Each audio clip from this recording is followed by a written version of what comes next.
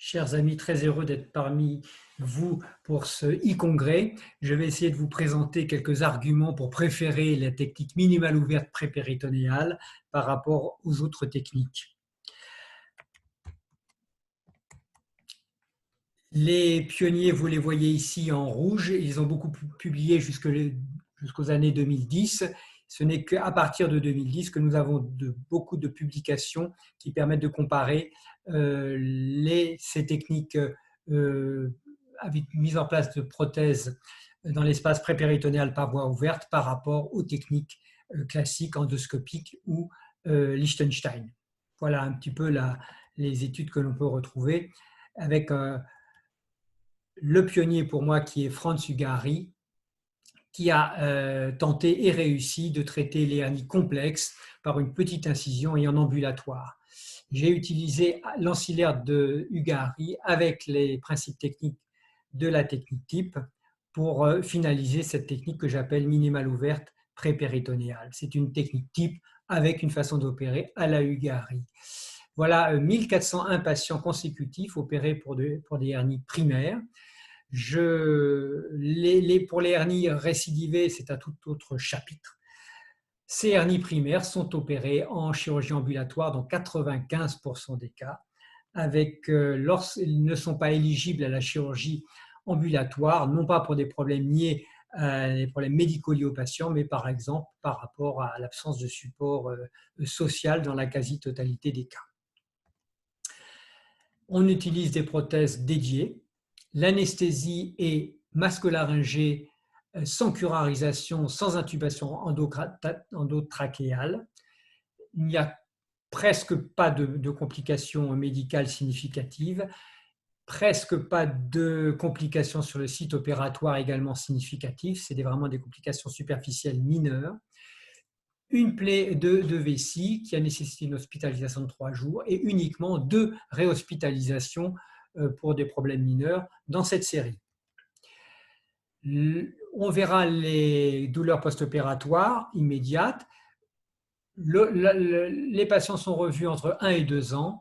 Uniquement 89 patients sur 1240 ont un petit trouble à signaler, mais dans 83 cas sur 89, ce trouble est inférieur aux problèmes que posait la hernie, notamment aux troubles que posait la hernie en préopératoire.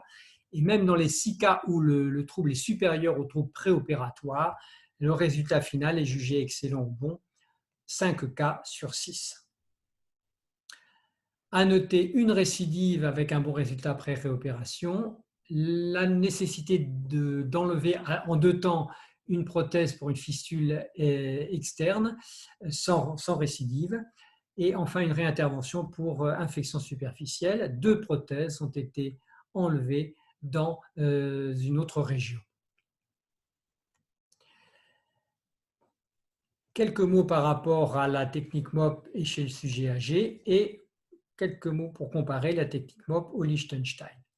Comme vous pouvez le voir sur ces colonnes, les patients opérés selon les techniques endoscopiques sont plus jeunes que MOP et Liechtenstein, avec beaucoup plus de patients de plus de 80 ans et beaucoup plus de patients avec un ASA supérieur en Liechtenstein et en MOP par rapport aux techniques endoscopiques. Dans la colonne MOP, il n'y a pas de sélection de patients. Dans la technique endoscopique, les patients sont un peu plus jeunes avec un ASA inférieur et je pense qu'un certain nombre de patients se retrouvent dans la colonne Liechtenstein avec donc des patients plus âgés avec un ASA supérieur. Chez ces patients octogénaires notamment, on fait beaucoup moins de laparoscopique que pour le groupe contrôle, ce qui est encore plus marqué pour les nonagénaires, avec une différence significative entre nonagénaires et octogénaires, avec curieusement 10% de patients nonagénaires opérés sans mise en place de prothèse. Il est difficile de comparer les séries puisque les patients ont été sélectionnés. Toutefois, il y a plus ambulatoire dans la technique MOP alors qu'il s'agit a priori de sujets plus jeunes avec un ASA inférieur. Le type d'anesthésie, la règle, c'est masque laryngé pour la technique MOP, anesthésie générale avec curarisation et intubation endotrachéale pour les techniques endoscopiques et tout type d'anesthésie possible pour les techniques de Liechtenstein. Un peu plus de complications péropératoires dans la technique TAP-TEP, même si ce n'est pas significatif. Un peu plus de complications médicales pour la technique MOP par rapport à TAP-TEP et un peu plus de complications médicales dans Liechtenstein, mais globalement, les complications sont mineures. Un peu plus de complications in situ avec plus de réintervention dans le Liechtenstein, un peu plus de complications in situ, ce qui pourrait paraître surprenant, dans les techniques endoscopiques par rapport à la technique MOP, mais ce n'est pas significatif. Un peu moins de douleurs chroniques à 8 jours, 30 jours et 3 mois pour les techniques endoscopiques par rapport à la technique MOP. Également, un peu plus de douleurs pour la technique MOP par rapport au Liechtenstein à 8 jours et à 30 jours et à 3 mois.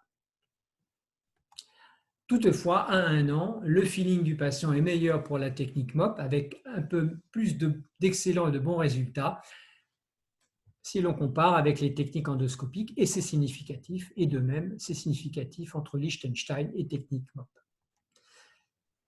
Si l'on compare la technique MOP avec le Liechtenstein, ce qui me gêne un peu, c'est l'absence de contrôle de l'étage crural chez les patients opérés par un Liechtenstein dans 25% des cas, alors que dans la technique type MOP, on contrôle toujours l'étage crural.